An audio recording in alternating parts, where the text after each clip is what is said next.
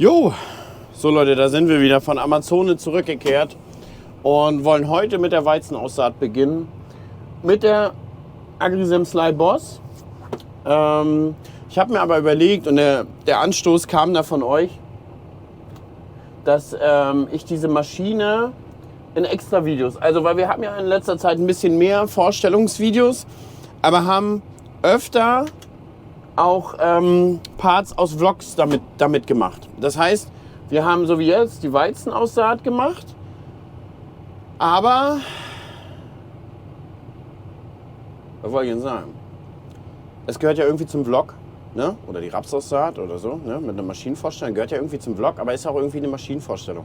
Und da haben einige von euch angeregt, wenn sie jetzt nicht zwangsläufig die Maschinenvorstellung gucken wollen, wäre das doch ganz cool, wenn man das in extra Videos packt. Und deswegen machen wir das jetzt auch so ein bisschen immer. Das heißt, die Maschinenvorstellungen sind extra Videos und die Vlogs sind quasi Vlog-Parts. Na klar, werde ich jetzt so ein bisschen nachher zeigen euch in diesem Vlog, dass wir Getreide aussehen mit einer Ablagetiefe und mit dieser Maschine. Aber die genaueren Infos gibt es dann hier zu der Maschine sozusagen in diesem extra Video, was dann heißt Vorstellungsvideo Sly Boss 1 und 2 oder je nachdem Fazitvideo, wie das auch kommt. Vielleicht zur allgemeinen Info. Nanu, hier saß aber ein kleiner Mensch. Wo war der nochmal? Da.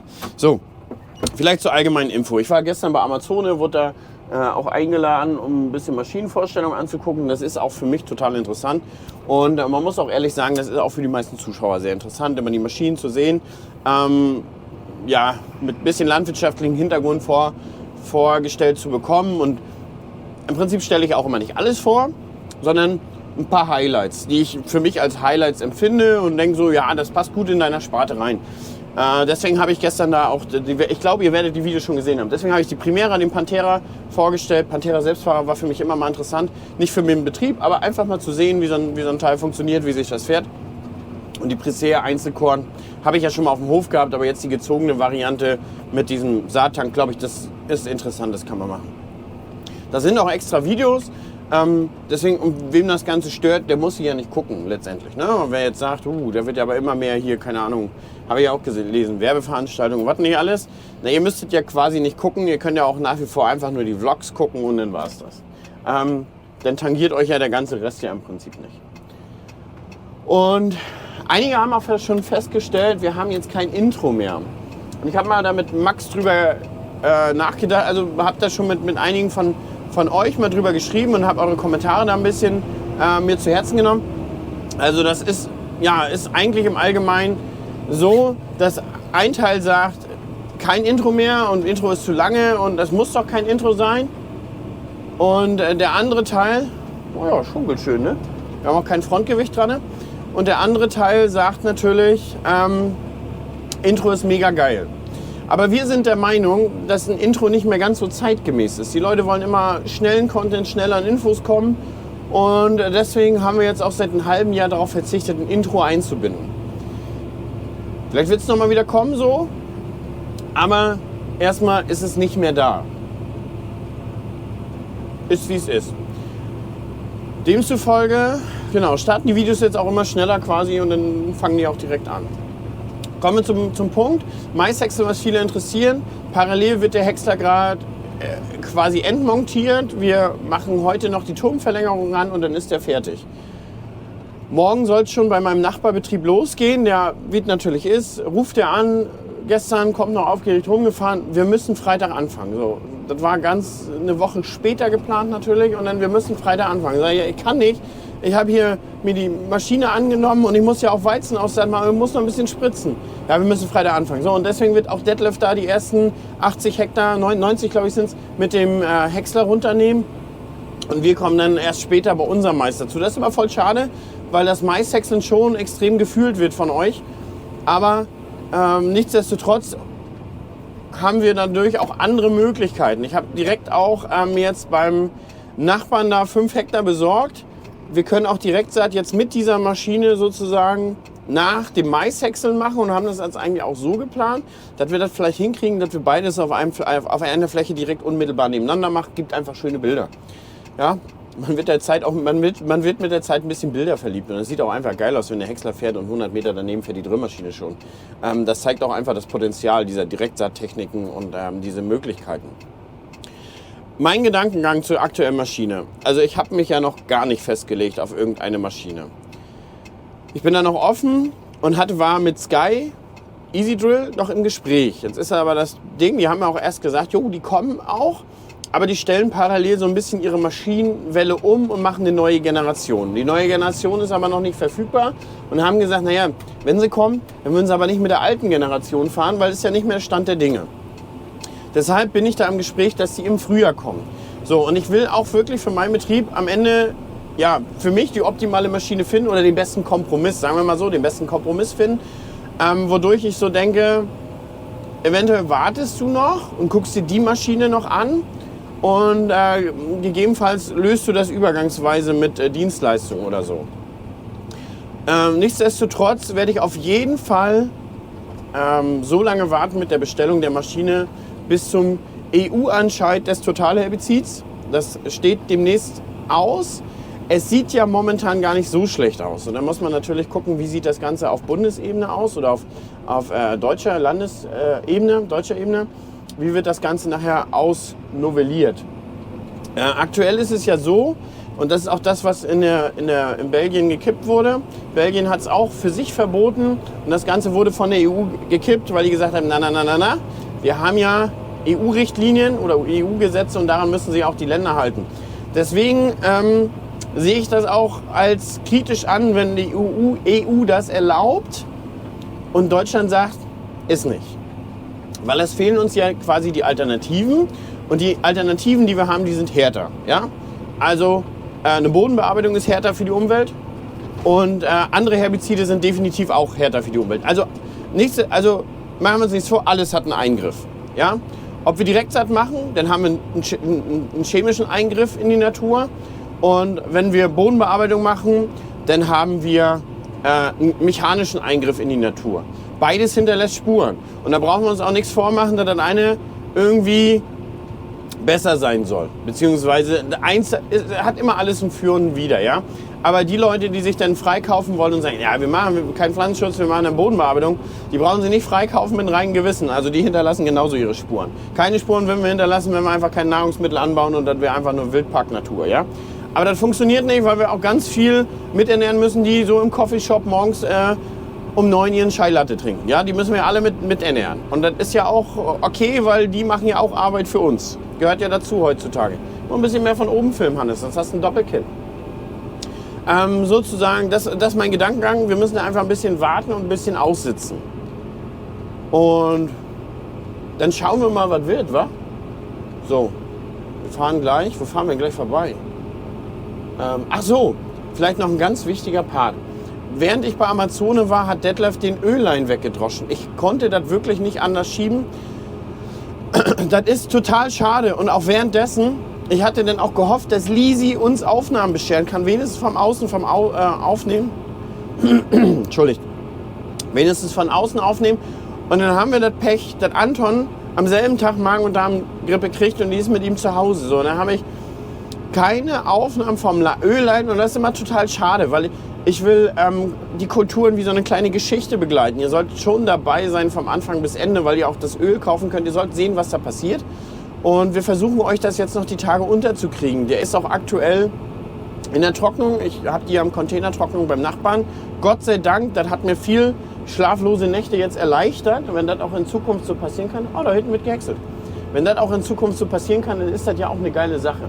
So, die ganzen Nachbarn häckseln jetzt auch alle. Teilweise sieht er noch sehr grün aus, also es soll grenzwertig sein, so 32, 33 TS im Mittel. Aber die Betriebe, die machen ja teilweise 1000 Hektar mit einem Häcksler, die müssen auch mal anfangen. Das ist normal, da fängt man mit 30 TS an, hört mit 40 auf und im Prinzip hat man ja einen guten Mischmasch gemacht. So, hier vorne haben wir eine Fläche, die habe ich euch letztens gezeigt, da steht die Zwischenfrucht. Das ist natürlich bedingt dieses Jahr alles super spät reingekommen, also ungefähr 3 Wochen später als letztes Jahr. Die kommen jetzt auch sehr spärlich raus. Ich muss jetzt auch die Tage unbedingt noch AKFs für euch aufnehmen, bevor ich anfange mit Maishäckseln, weil sonst habt ihr ja gar nichts davon, wie der Mais aussieht, wie er gewachsen ist. Wir haben noch die Sorten von Mars Seeds, die wir uns einmal gerne angucken wollen. In den unterschiedlichen Reifezahlen, glaube ich, da sieht man in diesem Jahr auch ultra viel. Denke ich, müssen wir alles noch mitnehmen, aber das ist alles ein ganz schmales Zeitfenster, sage ich euch so wie das. Ich bin mit Lisi noch auf einer Veranstaltung. Schauen wir mal, was wird. So, ich glaube, ich muss den ganzen Kram nochmal aufnehmen hier, Leute. Das Mikrofon hat gerade gesponnen, da hat man nur Geschnarrtes gesehen. Also, nochmal von vorne. Ich habe für euch hier vorne einmal angehalten bei der Fahrgasse, weil er relativ harter Boden ist, um euch einmal mal die Saatgutablage zu zeigen, hier, wenn der Boden so hart ist. Jetzt habe ich natürlich hier schon relativ viel rumgewühlt in der Fahrgasse. Aber man sieht hier, wie schön auch hier die Maschine in den Boden reingeht. Ja, hier ist die vorgewendete Fahrgasse.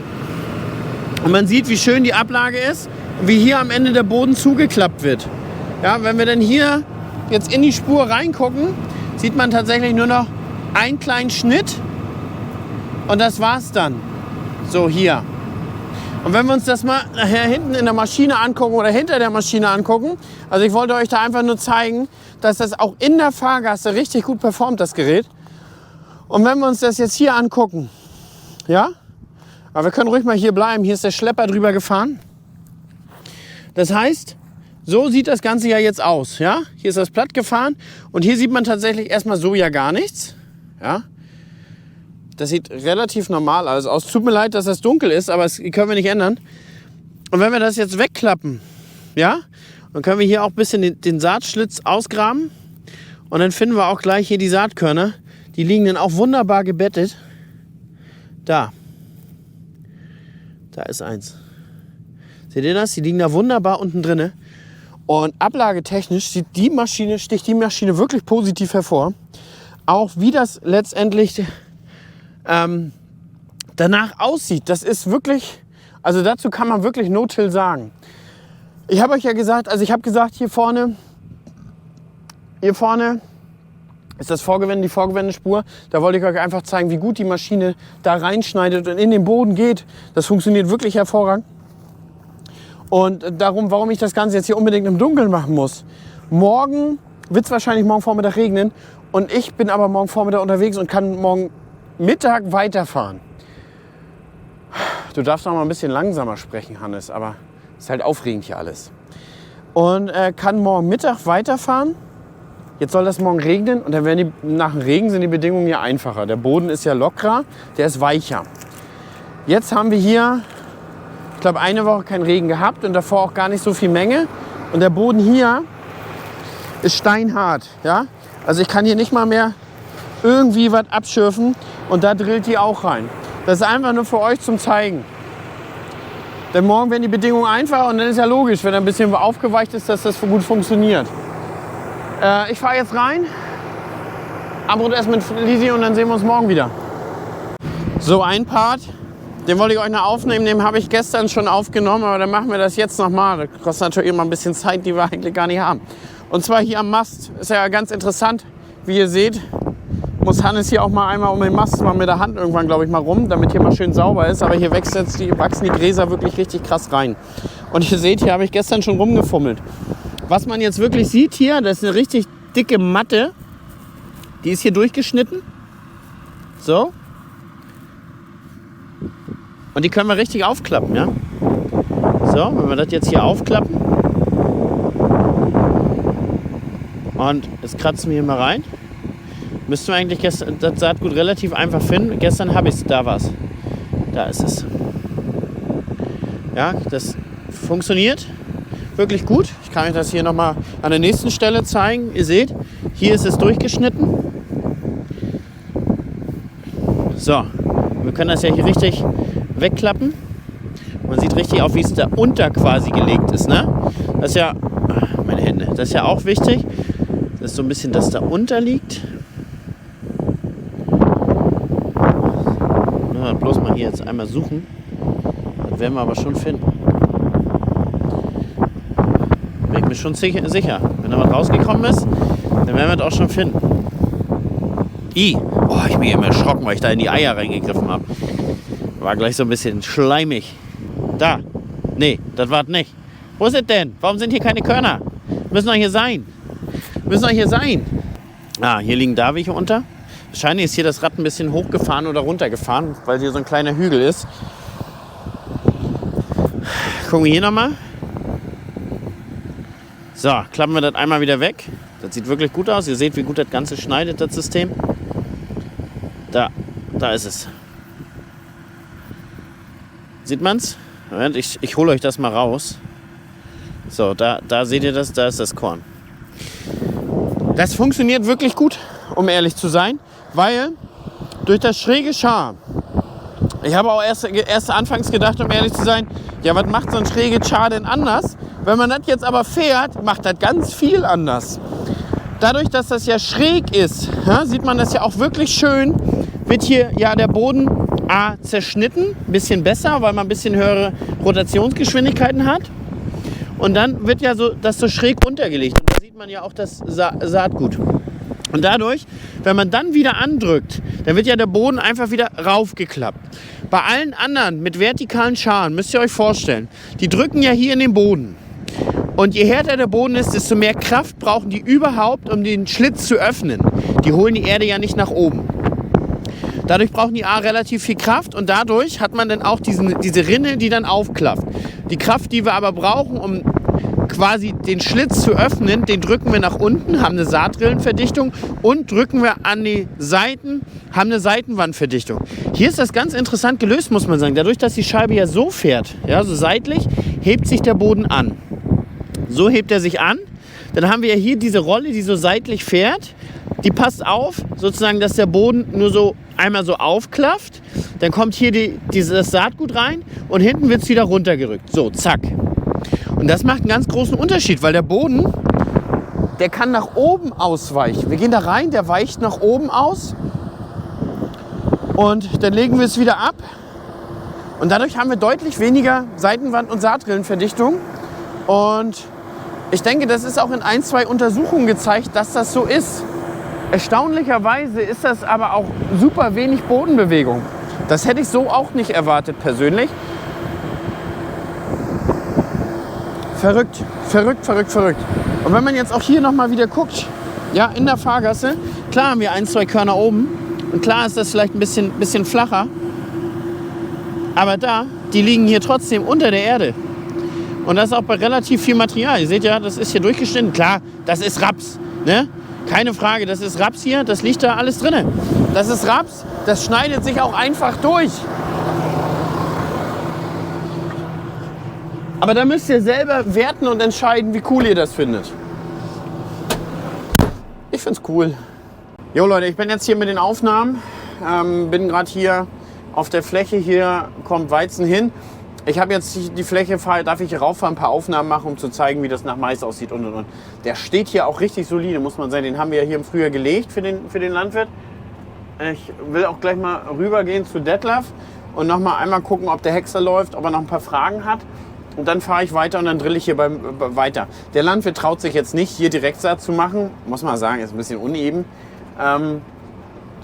Die Maschine macht's gut. Das sieht wirklich hervorragend aus. Aber er sagt, naja, hier liegt ja Material oben drauf und. Da will er lieber vorher Scheiben und grubbern, so ist in Ordnung. Aber ich durfte hier halt meine Aufnahmen machen. Das ist schon mal in Ordnung. So, jetzt war ich da gerade mitgefahren. Wir haben jetzt noch einmal Messer geschliffen, Gegenschneide noch mal ein enger gestellt. Und ich habe Autofill so eingestellt, dass Autofill ein bisschen früher in den Hänger reintrifft. Ja, das sind einfach so ein bisschen Erfahrungswerte, wo ich mich da wirklich gut auskenne. Detlef fährt ja nicht allzu oft den Häcksler. Und demzufolge, ja, fahre ich da ab und zu einmal hin und gucke mal ein bisschen, wie es so läuft. Und man muss auch sagen, auch als Ungeübter, Detlef fährt den nicht so oft und wir haben das CMOS Auto Performance drin. Und auch Detlef fährt damit im 200 Tonnen pro Stunde Durchschnitt am Tag. CMOS Auto Performance, muss man wirklich sagen, holt da einiges raus. Schauen wir einfach mal ins Land. Jetzt habe ich ja auch übrigens was ganz Wildes gemacht. Ich habe hier 2 Sorten gemacht. Ich habe gedacht, ach komm, wenn wir jetzt hier schon mal am Drillen sind, dann machen wir mal was ganz Wildes. Vorne Spektral, hinten Informa. Informa hat ja immer nicht so richtig den Protein geschafft. Spektral war aber sehr gut im Protein. Beides B-Weizen. Da habe ich gedacht, ach, pack die doch mal so. Was der eine Reihe so, eine Reihe so. Der eine Einzelkerntyp, der andere Massetyp. Ja, einfach mal gucken, oder was? Was soll da passieren? Man kann natürlich auch ein bisschen mischen und Da können die Kulturen so ihre Stärken zeigen. Jetzt haben wir hier, also seht ihr von da bis da, hatten wir hier den Schwarzkümmel weggemulcht. Das waren hier 3 oder 4 Spuren, die ich damit gemacht habe. Und habe hier mit der Avatar noch Zwischenfrucht reingedrillt. Ich wollte nicht, dass der Boden so nackt bleibt. Und weil ich auch nicht mehr so viel Verschiedenes an Kulturen hatte, habe ich wild gemischt. Hier ist eine Färberdistel, hier ist eine Wicke, ein Ramtillenkraut und ein bisschen Hafer. Das war es im Groben. Ich hatte mir bloß noch was zusammengesucht. Hier ist noch eine kleine Erbse. Ich habe mir nur noch was zusammengesucht gehabt, um ja letztendlich zu zeigen, wie die Avatar in Direktsaat nach gehäckseltem Stroh funktioniert. Und ihr seht, also wo denn nur ein bisschen Wasser und Nährstoffe sind, ist da auch was relativ Solides draus gewachsen. Also das ist jetzt, nachdem wir ungefähr Gerste gedroschen hatten. Und dann gehen wir mal hier weiter. Und das ist ja quasi dann Planting Green. Und gucken uns das einfach mal an. Gucken wir wieder in die schwierigste Stelle. Haben wir irgendwo was mit viel Material? Hier so ein bisschen, ne? Aber das sieht man schon, das ist ja nicht ein Korn an der Oberfläche. Was man jetzt natürlich hat dieses Jahr, ist natürlich sehr trocken. Also super doll trocken für den Herbst. Aber mit Körnerbuddeln muss ich ja noch... Ach, da sind sie. Da sind sie. Körnerbuddeln muss ich noch ein bisschen üben, wollte ich gerade sagen. Aber sieht wirklich gut aus. Schön versteckt. Man hat jetzt natürlich einen Erosionsschutz, einen Windschutz, auch Wasserschutz. Gleichzeitig hat man aber auch einen Verbraucher auf der Oberfläche. Ihr seht das ja selber. Es ist relativ trocken. Wenn wir jetzt hier vorne mal hingucken. Hier, wo jetzt zum Beispiel gar nichts wächst. Also hier war jetzt das Saatgut auch alle. Hier neben war der Mohn, da ist auch nicht viel gewachsen. Aber wenn wir jetzt hier mal zum Beispiel gucken, ist natürlich mehr Feuchtigkeit drin. Wie man auch sieht, ne? Da kratzt man das weg und da ist der Boden direkt feucht. Hat alles ein Für und Wider. Hier haben wir den iberischen Drachenkopf. Das riecht aber auch. Das riecht so gut, das Zeug. Wie richtig Kräutergarten. Eigentlich geiles Zeug. Ja, was mir noch nicht so gefällt, eigentlich so, dass die Fläche so verwildert nach den Sonderkulturen. Man hat ja relativ wenig Möglichkeiten da, was überhaupt wegzuspritzen. Also meistens hast du dann auch doch nach dem Dreschen Kräuter, die hier durchkommen. Hier zum Beispiel der Mohn ist ja klar, dass der durchkommt. Aber dann kommt hier ein Löwenzahn, dann kommt eine Distel, dann kommt dies, das, jenes. Entweder müsste man tatsächlich eine Zwischenfrucht direkt reinhauen. Ich hatte aber gedacht, dass sich gerade nach dem Mohn die Fläche schneller begrünt, weil es ist ja ein Lichtkeimer. Aber das ist gar nicht der Fall, wie wir ja sehen.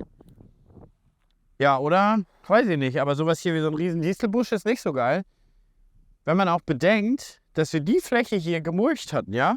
Da hatten wir ja den Schwarzkümmel weggemulcht. Die hier haben wir ganz normal gedroschen. Der Vorteil, ja, wie gesagt, weil ich schon mal gesagt habe, das friert natürlich alles ab, aber das sieht natürlich wahnsinnig wild aus. Aber andersrum muss man sagen, wir haben ja viele verschiedene Kulturen, was auch der Biodiversität positiv oder positiver Aspekt ist, ne? So, wunderschönen guten Morgen, wir haben Sonntag früh. Oh, Leute, ich habe bis 2:30 gedrillt gestern Abend. Wollte das fertig kriegen, jetzt ist hier nur noch ein kleines Vorgewende. Gucken wir uns einmal kurz hier den Hanf an, Leute. Dieses Jahr ist der schön reif. Ich glaube, dieses Jahr drischt er sich auch ein bisschen besser als letztes Jahr. Der muss die Tage ab. Ey, und dann heute Morgen, Leute, sage ich euch, wenig Schlaf. Und dann schrecke ich heute Morgen hoch und denke, scheiße, Hannes. Ich habe gestern Abend hier abgedreht und habe gedacht, also hier ist sozusagen der kleine Versteller, wo man den Strom nach rechts, nach links in den Verteiler stellt. Und je nachdem, also zum Abdrehen machst du ihn nach hinten, damit das Material hier nach vorne kommt. Und je nachdem, wie der steht, kommt halt vorne in den Saat rein das an oder hinten. Ey, und ich habe echt gedacht, ich habe das auf beiden vergessen. Und dann hätte ich sozusagen 36 cm Reihenabstand im Weizen gehabt, weil es ja nur hinten oder vorne gekommen wäre. Ey, Leute, ich war auf Schlag wach heute Morgen, konnte nicht mehr pennen, mich hat das gewurmt bis zum Anschlag. Aber was soll ich euch sagen, ich habe das anscheinend alles richtig gemacht. So, gucken wir mal einmal hier rein. Aber dann ist die Fläche nach den Sonderkulturen auch fertig und dann bin ich erstmal durch mit der Getreideaussaat, soweit ich kommen konnte. Übrigens dahinter die Sonnenblumen sind auch bald reif. Was ein bisschen doof ist hier am Saattank, hier hinten ist es länger als hier vorne. Der Füllstandssensor sitzt aber hier. Das heißt, das wäre viel besser gewesen, wenn der Füllstandsensor da wäre. Weil jetzt zeigt er viel zu früh immer an, er wird bald leer. Jetzt kratze ich das einmal mal in der Mitte.